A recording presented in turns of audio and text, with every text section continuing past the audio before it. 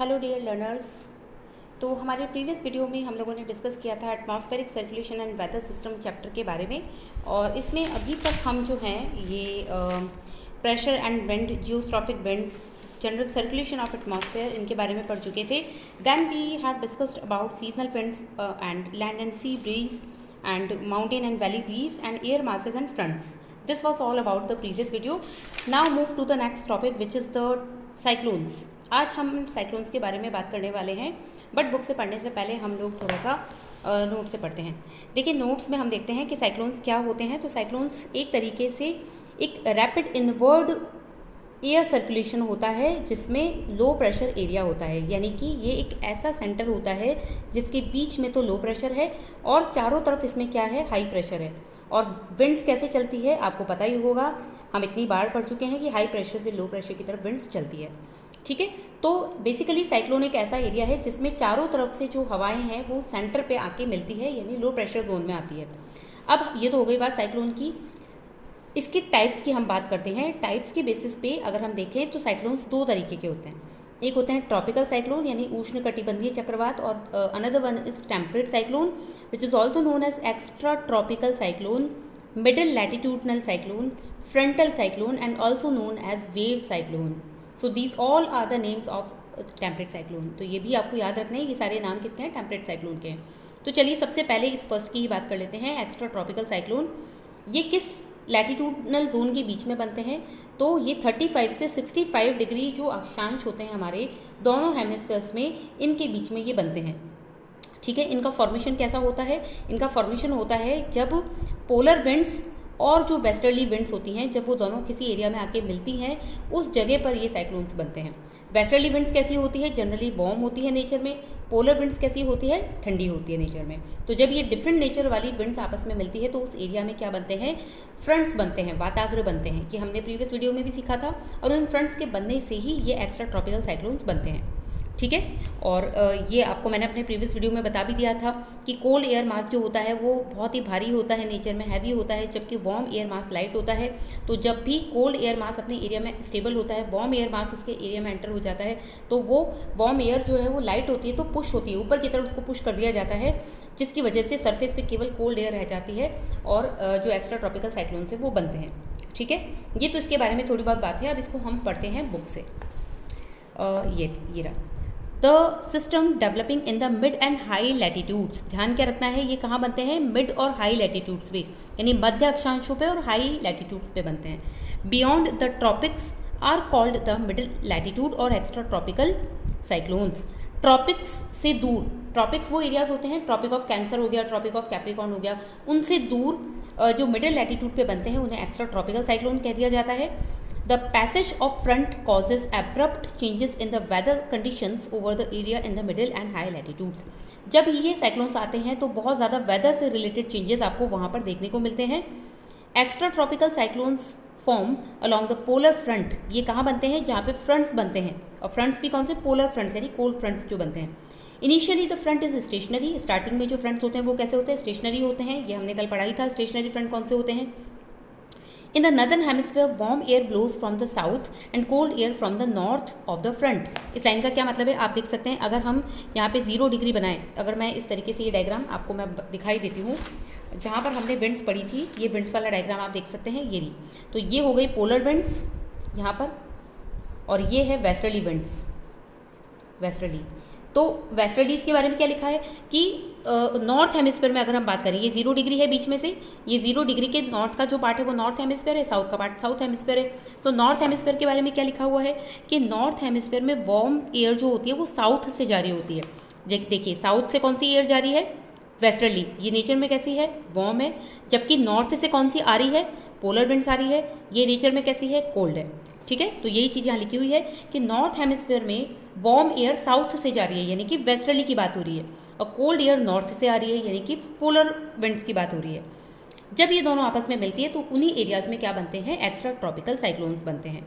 ठीक है, when the pressure drops along the front, the warm air moves northward and the cold air moves toward south.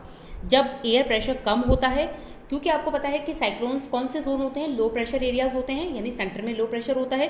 तो जैसे ही वहाँ पे air pressure गिरना स्टार्ट हो जाता है तो वहाँ पर क्या होगा कि वार्म एयर जो थी, वार्म एयर कौन सी, ये वेस्टर्ली वाली, ये ऊपर नॉर्थ की तरफ जाने लगती है, और नॉर्थ की जो एयर थी ठंडी वाली पोलर वाली, वो साउथ की तरफ आना शुरू होती है, यानी आपस में मिक्सिंग होने लगती है। इनकी मिक्सिंग होने की वजह से क्या होगा, मिक्सिंग होने की वजह से setting in motion and anti clockwise cyclonic circulation, जिसकी वजह से ये विंड्स जो है, और ये विंड्स चल रही है तो आपको पता है इनके ऊपर कोरियोलिस फोर्स भी तो लग रहा है।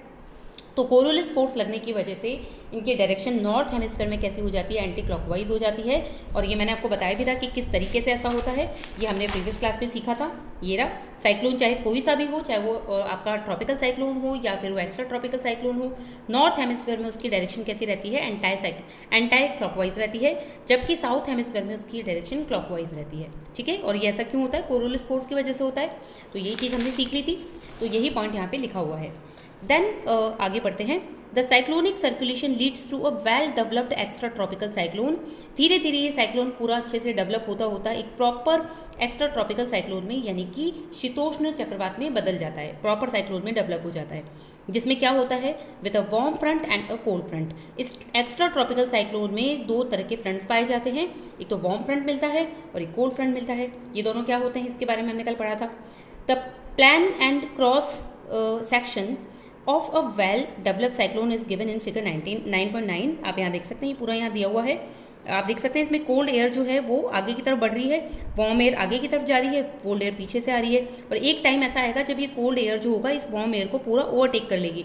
ओवरटेक मतलब इस तरीके से पूरा का पूरा इसको कवर कर लेगी, और वार्म एयर जो है वो सरफेस से ऊपर उठ जाएगी, हायर ऑल्टीट्यूड की तरफ चली जाएगी, और सरफेस पे क्या रह जाएगा, केवल कोल्ड फ्रंट रह जाएगा।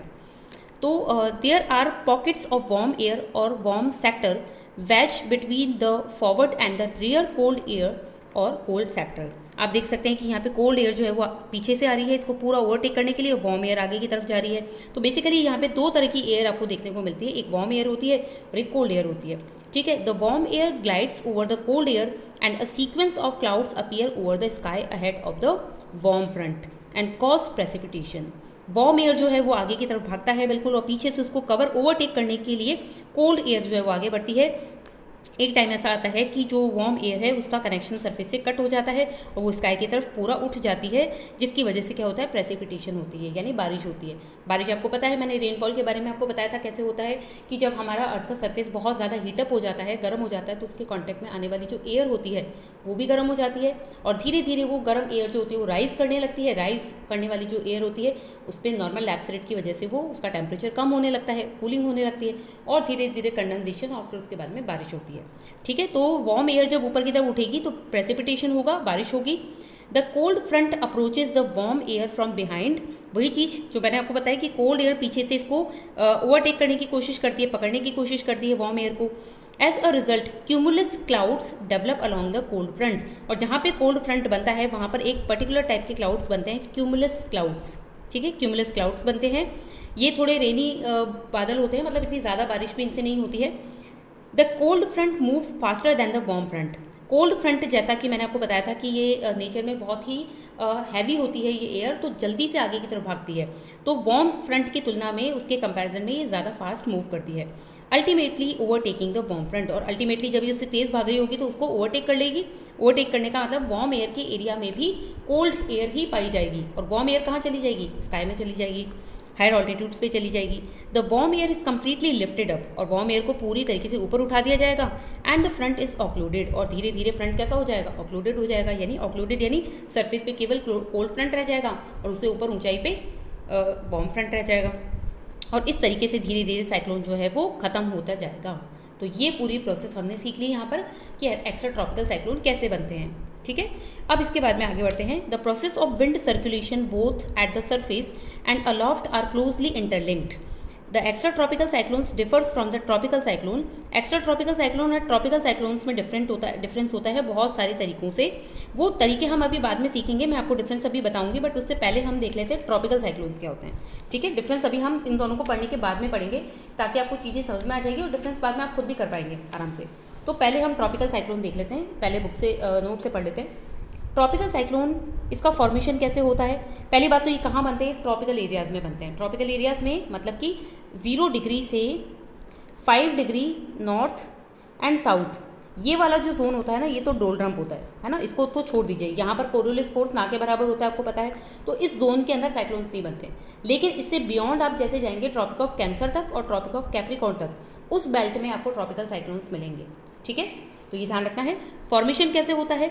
Formation and development of cyclone depends upon transfer of water vapour heat from the warm ocean.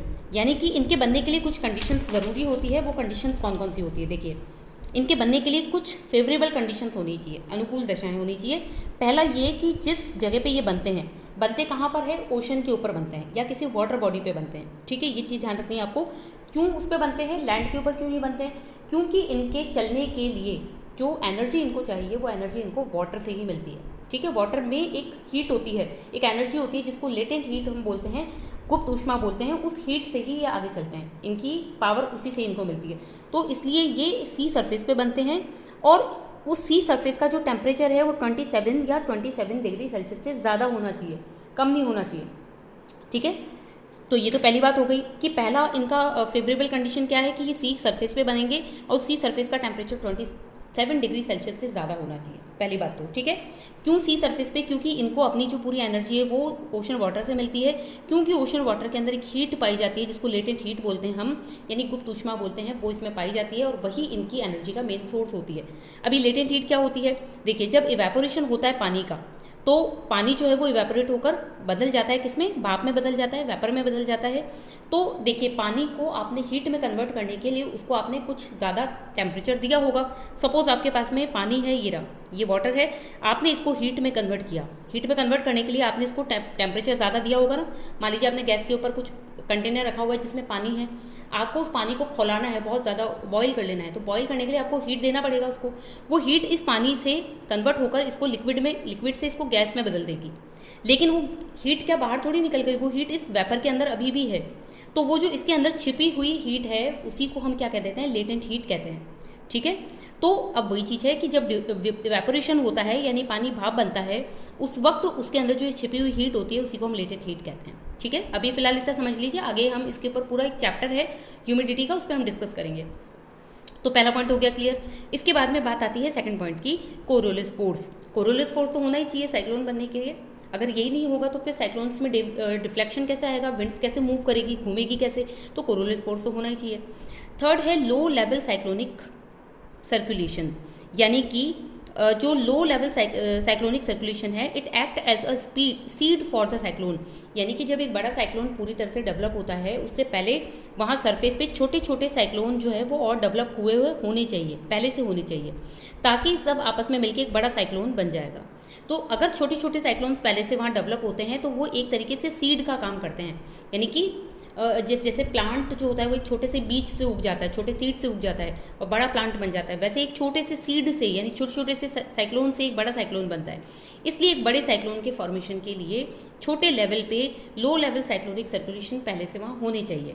ठीक है, और उसके लिए क्या ज़रूरी है? छोटे छोटे लो प्रेशर सेंटर होने चाहिए, तभी तो वो बनेगा। तो छोटे छोटे low pressure air pressure centres वहाँ पे होंगे, जैसे ये है, ये है, ये है, फिर ये मिलके एक बड़ा लो प्रेशर सेंटर बन जाएगा, जिससे एक बड़ा साइक्लोन बनेगा। ठीक है, तो ये हो गया। इसके बाद में आती है बात फोर्थ नंबर की, small variations in the vertical wind speed. ये भी होना चाहिए, यानी कि जो ट्रॉपिकल साइक्लोन होता है, it develops when wind is uniform toward higher altitudes. आप यहाँ पे एक डायग्राम में देख सकते हैं कि जो ट्रॉपिकल साइक्लोन जैसे जैसे ऊपर उठता है तो उसको एक जैसे विंड की स्पीड चाहिए होती है। अगर जैसे जैसे हम ऊंचाई पे बढ़ेंगे वैसे वैसे एयर की जो विंड की जो स्पीड है उसमें अगर वेरिएशन मिलेगा, कहीं पे एयर बहुत तेज़ी से मूवमेंट कर रही है, कहीं पे स्लो मूवमेंट कर रही है, तो साइक्लोन नहीं बन पाएगा। ठीक है, क्योंकि साइक्लोन में भी तो बीच में से एयर ऊपर उठती है। अभी आगे हम देखेंगे, देखिए ये इस जगह आप देख सकते हैं कि लो प्रेशर सेंटर है। इस लो प्रेशर सेंटर पे दोनों तरफ से हाई प्रेशर से जैसी एयर आएगी, यहाँ पे हाई प्रेशर है, यहाँ पर भी हाई प्रेशर है। इस हाई प्रेशर से लो प्रेशर की तरफ जैसे विंड्स आएगी तो ऊपर की तरफ राइज कर जाएगी। राइज करेगी तो यहाँ पूरे जगह पे हर एक लेवल पे सेम टाइप का एयर सर्कुलेशन होना चाहिए, अलग अलग नहीं होना चाहिए। अलग अलग होगा तो फिर इसमें मिक्सिंग हो जाएगी और प्रॉपर सर्कुलेशन प्रॉपर जो साइक्लोन है उसका सर्कुलेशन नहीं हो पाएगा, प्रॉपर साइक्लोन का फॉर्मेशन नहीं हो पाएगा। इसलिए same type of same type of जो ट्रॉपिकल साइक्लोन के लिए जो विंड्स का यूनिफॉर्म रहना ज़रूरी है हायर ऑल्टीट्यूड्स पे, ठीक है। तो ये हो गया। और लास्ट 5th पॉइंट है, और लास्ट, हाँ चलिए ये 4 पॉइंट हो गए कंप्लीट। इसके बारे में अब हम इसको बुक से पढ़ लेते हैं। Tropical cyclones are violent storms that originate over oceans in tropical areas. ये बहुत ही विनाशकारी होते हैं और ट्रॉपिकल एरियाज में डेवलप होते हैं between 23 degree north and 23.5 degree south के बीच में, ठीक है। And moreover to the coastal areas में डेवलप होते हैं, bringing about large scale destruction, यानी बहुत बड़ा लेवल पे तहस नहस कर देते हैं चीज़ों को। क्यों? क्योंकि इसमें बहुत ही खतरनाक स्पीड से विंड्स चलती है, बहुत हैवी रेनफॉल होता है और बहुत तूफानी तरीके से ये आते हैं। This is one of the most devastating natural calamities. ये सबसे ज़्यादा विनाशकारी एक आपदा होती है। They are known as cyclones in the Indian Ocean. इनको इंडियन ओशन में साइक्लोन के नाम से ही जाना जाता है। हरिकेन्स इनको कहा जाता है अटलांटिक ओशन में, टाइफून्स इनको हम कहते हैं वेस्टर्न पैसिफिक ओशन में, और साउथ चाइना सी में कहते हैं, जबकि विलीज इनको वेस्टर्न ऑस्ट्रेलिया में कहा जाता है। तो ये बहुत ही इंपॉर्टेंट फैक्ट है, याद रख लेना अच्छे से।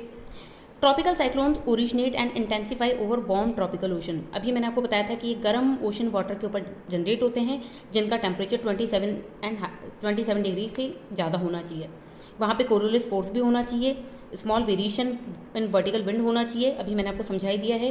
पहले से बने हुए कुछ छोटे छोटे लो प्रेशर सेंटर्स होने चाहिए, और लास्ट है अपर डाइवर्जेंस होना चाहिए सी के ऊपर। अपर डाइवर्जेंस यानी जैसे ही ये ऊपर उठेंगे तो इनमें डाइवर्जेंस होना चाहिए, ठीक है। जैसे ही विंड इसके एयर ऊपर उठेगी तो डाइवर्जेंस होना चाहिए। ये हो गया। तो ये इनके लिए कुछ फेवरेबल कंडीशंस हमने पढ़ी। Now move to the formation of tropical cyclone. The energy that intensify the storm comes from the condensation process in the touring cumulonimbus clouds surrounding the center of the storm. इनको जो अपनी energy मिलती है वो basically condensation से मिलती है। Condensation यानी कि ओशन से जब इवेपोरेशन होता है तो जो लेटेंट हीट होती है वही बेसिकली इनकी एनर्जी का सोर्स होती है, ठीक है। और इसमें क्यूमुलोनिम्बस क्लाउड्स बनते हैं, यानी बहुत ही काले घने बादल जिनसे बहुत ज़्यादा बारिश होती है, ऐसे वाले क्लाउड्स यहाँ बनते हैं। With continuous supply of moisture from the see the storm is further strengthen. जैसे जैसे ओशन के ऊपर ये चलते रहते हैं, इनको और ज़्यादा पावर मिलती जाती है ओशन से, और ये और ज़्यादा पावरफुल होते जाते हैं। बट जैसे ये लैंड के ऊपर पहुंचते हैं तो इनकी मॉइस्चर की सप्लाई बंद हो जाती है और ये धीरे धीरे खत्म होना स्टार्ट हो जाते हैं, ठीक है। एग्जैक्टली वैसे ही जैसे एक चाबी वाला खिलौना होता है, उस चाबी वाले खिलौने में चाबी जितनी देर भरी हुई रहेगी उतनी देर तो चलेगा, जैसे ही उसकी चाबी खत्म हो गई वो वैसे ही रुक जाएगा। तो एग्जैक्टली इनकी एनर्जी का सोर्स क्या होता है, वो मॉइस्चर जो कि इनको सी से मिल रहा है। सी से जैसे ही लैंड पे आते हैं वैसे वैसे खत्म होने लगते हैं, ठीक है। So the place where a tropical cyclone crosses the coast is called the landfall in the ocean in the cyclone. वो जगह जहाँ पर ये कोस्टल एरियाज पे आते हैं और इनमें डाउनफॉल आने लगता है, इनकी स्पीड रुकने लगती है, कमज़ोर होने लगते हैं, उसको बोलते हैं लैंडफॉल ऑफ द साइक्लोन। ध्यान रखना इसको। The cyclones which crosses 20 degree north latitude generally recover and they are more destructive. यानी कि ऐसे साइक्लोन्स जब 20 डिग्री नॉर्थ लैटिट्यूड को क्रॉस कर लेते हैं तो रिकर्व हो जाते हैं और ज़्यादा डिस्ट्रक्टिव हो जाते हैं और ज़्यादा पावरफुल हो जाते हैं। Semantic representation of the vertical structure of a mature tropical cyclone is shown in figure 9.10। आप यहाँ देख सकते हैं, ये पूरा एक डायग्राम यहाँ दिया हुआ है जिसको मैं आपको ईजी वे में यहाँ समझा देती हूँ। आपको पता है सेंटर कैसा होगा लो प्रेशर का, दोनों तरफ हाई प्रेशर है, हाई प्रेशर से लो प्रेशर की तरफ विंड्स आ रही है, विंड्स इसके पास आएगी तो हल्की होकर गर्म सरफेस के कांटेक्ट में आकर लाइट होकर ऊपर उठेगी, ऊपर उठकर डाइवर्जेंस हो जाएगा, एक इधर चली जाएगी एक इधर चली जाएगी। और ये हाइट कितनी होती है, लगभग ट्रोपोस्फेयर तक। कितनी ऊंची उठती है हाइट, ट्रोपोस्फेयर तक। और ऊपर जाने के बाद में इसमें यहाँ पर हाइट पे जाने के बाद में क्लाउड्स बनते हैं। वो क्लाउड्स कैसे होते हैं, क्यूमुलोनिम्बस क्लाउड, यानी बहुत ही काले घने बादल जो बनते हैं वो। अब बीच का जो पार्ट आपको दिखाई दे रहा है, कुछ एयर इधर गई कुछ एयर इधर चली गई, जो बीच का पार्ट है कुछ एयर इसमें से वापस भारी होकर नीचे बैठती है, क्योंकि जैसे जैसे वो नीचे ऊपर जाएगी वो ठंडी होती जाएगी, ठंडी एयर भारी होती है तो नीचे सबसाइड करेगी, नीचे की तरफ आएगी, डिसेंड करेगी। तो ये जिस जगह डिसेंड करती है उसको कहा जाता है आई ऑफ साइक्लोन, ठीक है। ये आई ऑफ साइक्लोन है, जबकि किनारे किनारे वाले जो दोनों पार्ट्स हैं ये क्या कहलाते हैं, आई वॉल, इनको आई वॉल कहा जाता है, ठीक है। तो ये है लगभग इसका हमने पढ़ लिया है इसके बारे में, इसका जो स्ट्रक्चर है वो अब बुक से पढ़ते हैं। A mature tropical cyclone is characterized by the strong spiral circulating wind around the centre. एक सेंटर के ऊपर ऐसे गोल गोल घूमते हुए विंड जो है वो ऊपर उठती है, स्पाइरल करती हुई, जिसको हम क्या कहते हैं, जो जिस जगह से ऊपर उठती है वो एरिया क्या कहलाता है, आई कहलाता है। और आई के बारे में मैं आपको बताती हूँ, ये वो एरिया है जहाँ पर विंड्स का इफेक्ट बिल्कुल नहीं होता है, ये एकदम काम एरिया होता है, बिल्कुल काम जोन, शांत क्षेत्र होता है, ठीक है। डायमीटर की अगर हम बात करें तो 150 से 250 किलोमीटर तक का इसका डायमीटर होता है, यानी कितनी दूर तक फैलते हैं साइक्लोन, लगभग 150 से 250 किलोमीटर के एरियाज में। The eye is a region of calm. Eye कौन सा एरिया, एकदम काम जोन है, जहाँ पर एयर नीचे उतर रही है, सबसाइडिंग कर रही है। Around the eye is the eye wall. Eye के आसपास में दोनों तरफ क्या है, आई वॉल है। Where there is a strong spiralling ascent of air to greater height reaching the tropopause. ये आई वॉल वो एरिया है जहाँ से विंड ऊपर उठ रही थी, एयर ऊपर उठ रही थी और कहाँ तक जा रही थी, ट्रोपोपॉज तक जा रही थी। ठीक है। The wind reaching maximum velocity in this region. ये जो एरिया होता है आई वॉल, यहाँ पर विंड की स्पीड सबसे ज़्यादा तेज होती है। ठीक है, ये ध्यान रखना है आपको, लगभग 250 किलोमीटर पर आवर होती है। टॉरेंशियल रेन अकर, बहुत ज़्यादा भारी बारिश होती है। From the eye wall rain bands में रेडिएट, और ये जो आई वॉल होते हैं इनसे क्या रेडिएट होता है, बहुत ज़्यादा जो है रेन बैंड्स रेडिएट होते हैं, यानी कि and trains of cumulus and cumulonimbus clouds में drift into the outer region. और आपको बाहर के एरियाज में कौन देखने को मिलेंगे, बहुत सारे क्लाउड्स देखने को मिलेंगे, यानी क्यूमुलोनिम्बस क्लाउड्स या cumulus clouds. The diameter of the storm over the bay of Bengal, Arabian sea, Indian ocean के अंदर ये जो साइक्लोन्स होते हैं वो 600 से 1200 किलोमीटर जितने चौड़े होते हैं, इतने एरियाज़ को घेरते हैं। जबकि धीरे धीरे धीरे धीरे ये आगे मूव करते हैं, कितना, 300 से 500 किलोमीटर हर दिन आगे बढ़ते हैं। The cyclone creates storm surges. ये साइक्लोन तूफान क्रिएट करते हैं and they indent the coastal land, low land. और जैसे ही ये तूफानी क्षेत्र, तूफानी जो तूफान होता है ये पूरा, ये किसी लैंड पे आता है, वैसे ही इसमें लैंडफॉल शुरू हो जाता है। ठीक है, और धीरे धीरे खत्म हो जाता है। तो ये हमने साइक्लोन्स के बारे में अभी तक पढ़ लिया है, डिफरेंट टाइप ऑफ साइक्लोन्स। अब इनका जो है ये देख लेते हैं डिफरेंस। ओरिजिन की अगर अपन बात करें तो ट्रॉपिकल साइक्लोन्स जो होते हैं उनका होता है कनेक्शन थर्मल से, टेम्परेचर से, जबकि टेम्परेट साइक्लोन डायनेमिक होते हैं, यानी कि विंड्स की गति की वजह से, स्पीड से चलते हैं, बनते हैं ये। फ्रंट्स जो है इसमें फ्रंट नहीं होते हैं, इसमें फ्रंट्स होते हैं। फॉर्मेशन इनका सी के ऊपर होता है, जबकि इनका लैंड एंड सी दोनों पे हो सकता है। ये अगस्त से अक्टूबर के सीज़न के बीच में बनते हैं और ये मेनली विंटर्स में बनते हैं। इनकी स्पीड 100 से 250 किलोमीटर पर आवर होती है, इनकी 30 से 150 किलोमीटर पर आवर होती है। ये ज़्यादा विनाशकारी होते हैं, ये कम होते हैं। इनका जो शेप होता है वो एलिप्टिकल होता है, यानी एग के शेप में होते हैं। ये इन्वर्ट वी, उल्टे वी के शेप में होते हैं। इनका लाइफ टाइम कितना होता है, 1 वीक से ज़्यादा नहीं होता है, ये 2-3 वीक तक भी बने रह सकते हैं। और इनका पाथ जो होता है वो ईस्ट से वेस्ट होता है और ये वेस्ट से ईस्ट होता है। ठीक है, तो ये कुछ एक्स्ट्रा डिटेल्स भी मैंने आपको बता दी है। उम्मीद करती हूँ आपको जो है ये साइक्लोन्स का कंसेप्ट समझ में आ गया होगा। अब इसके बाद में लास्ट हमारा इस टॉपिक में, इस चैप्टर में बच रहा है थंडर स्टॉर्म एंड टॉर्नाडोज, जिसको मैं लास्ट वीडियो में, जो नेक्स्ट वीडियो होगा हमारा, उसमें मैं कवर करूँगी। और अगर आपको वीडियो अच्छा लगा है तो प्लीज़ लाइक शेयर ज़रूर कीजिए, कमेंट कीजिए। Thank you.